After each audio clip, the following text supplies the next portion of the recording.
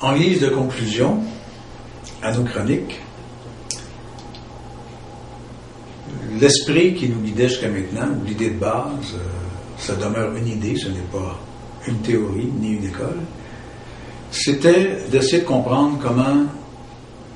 Paris, comme capitale artistique et culturelle mondiale des années 1900 à 1950-60, avait eu une influence prépondérante sur la vie de la plupart de nos grands artistes, de nos grands peintres, sculpteurs et graveurs. Ça demeure une idée à explorer. Nous l'avons abordée dans nos chroniques d'une façon personnelle, sans vouloir imposer une façon de voir les choses. Mais ce qui est évident pour nous, c'est que ce passage qui est devenu obligé, qui se perpétue encore avec les nouvelles générations,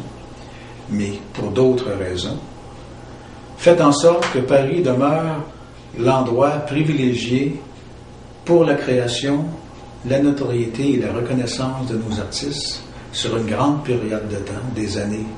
même on pourrait aller jusqu'à 1880 et jusqu'aux années 1950. On a compris aussi que c'est à Paris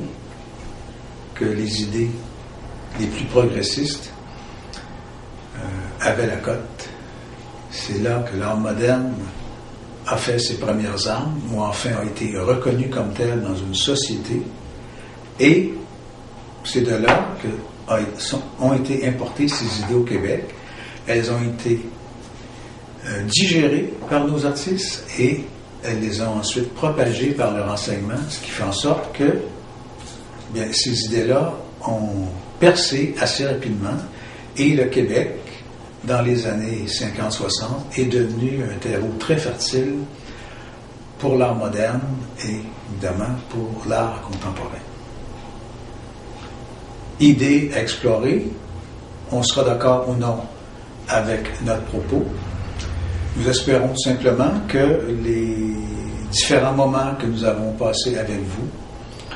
vous auront donné le goût d'aller voir plus loin, d'aller chercher davantage pour voir si Paris a été vraiment la capitale culturelle et artistique des Québécois pendant ces années-là.